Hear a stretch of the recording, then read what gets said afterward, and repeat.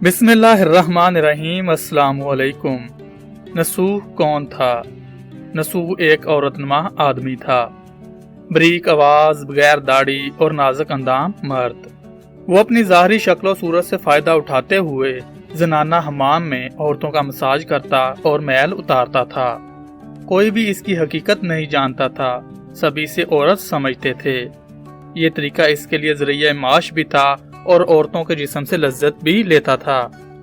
कई बार ज़मीर के मलामत करने पर इसने इस काम से तौबा भी कर ली, लेकिन हमेशा तौबा तोड़ता रहा। एक दिन बादशाह की बेटी हमाम गई। हमाम और मसाज करने के बाद पता चला कि इससे ग्रां बहा गोहर, मोती या हीरा खो गया है। बादशाह की बेटी ने हुक्म दिया कि सबकी तलाशी ली जाए। सबकी तलाशी ली गई, हीरा नहीं मिला।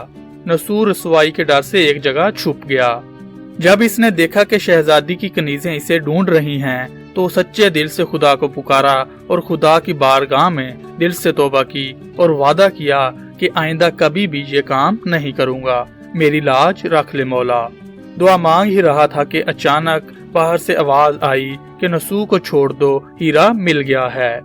नसूह नम आंखों से शहजादी से रुखसत लेकर घर आ गया।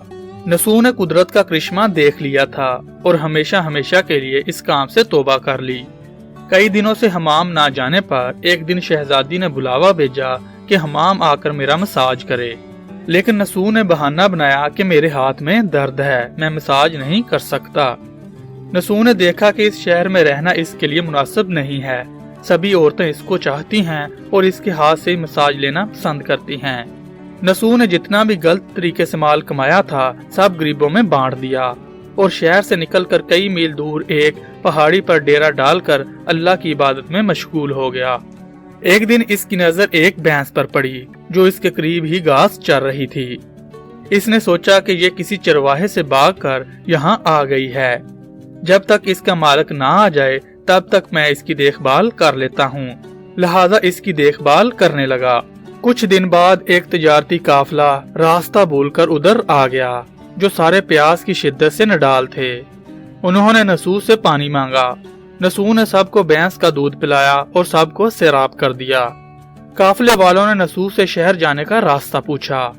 नसूह ने उनको आसान और नजदीकी रास्ता दिखाया। नसूह के इखलाक से मुतासर होकर ताजरों ने जाते हुए इसे बहुत सारा माल बतौर तोहफा दिया। नसूह ने इन पैसों से वहाँ कुआं खुदवाया। आहिस्ता आहिस्ता वहाँ लोग बसने लगे और इमारतें बनने लगी। वहाँ के लोग नसूह को बड़ी इज्जत और एहतराम की निगाह से देखते थे। रफ्ता रफ्ता नसूह की नेकी के चर्चे बादशाह तक जा पहुँचे। बादशाह के दिल में नसूह से मिलने का इश्तियाक पैदा हुआ। इसने नसूह को पैगाम भेजा कि बादशाह सलामत आपसे मिलना चाहते हैं, मेहरबानी करके दरबार तशरीफ ले आएं। जब नसूह को बादशाह का पैगाम मिला, इसने मिलने से इनकार कर दिया और माजरत चाही कि मुझे बहुत सारे काम हैं, मैं नहीं आ सकता।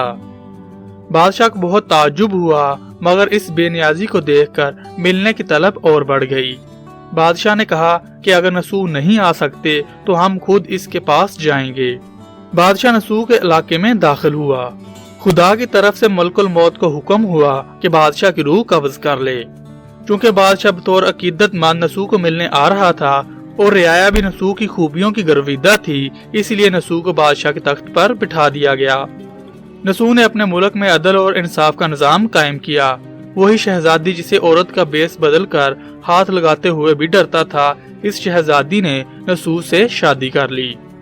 एक दिन नसूह दरबार में बैठा लोगों की दाद रसी कर रहा था कि एक शख्स वारद हुआ और कहने लगा कि कुछ साल पहले मेरी भैंस गुम हो गई थी, बहुत ढूंढा मगर नहीं मिली, बराए मेहरबानी मेरी मदद करें।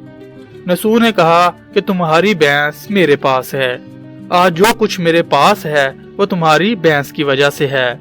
नसूह ने हुक्म दिया कि इसके सारे माल और दौलत का आधा हिस्सा भैंस के मालिक को दिया जाए। वो शख्स खुदा के हुक्म से कहने लगा, ए नसूह, जान लो ना मैं इंसान हूँ और ना ही वो जानवर भैंस है, बल्कि हम दो फरिश्ते हैं, तुम्हारे इम्तिहान के लिए आए थे। ये सारा माल और दौलत तुम्हारे सच्चे दिल से तौबा करने का नतीजा है। ये सब कुछ तुम्हें मुबारक हो। वो दोनों फरिश्ते नजरों से गायब हो गए। दोस्तों, इसी वजह से सच्चे दिल से तौबा करने को तौबा नसूह कहते हैं। تاریخ کی کتب میں نسوح کو بنی اسرائیل کے ایک بڑے عابد کی حیثیت سے لکھا گیا ہے۔ یہ اس کی سچی توبہ کا ہی نتیجہ تھا کہ خدا نے اسے اس بڑے مقام پر فائز کیا۔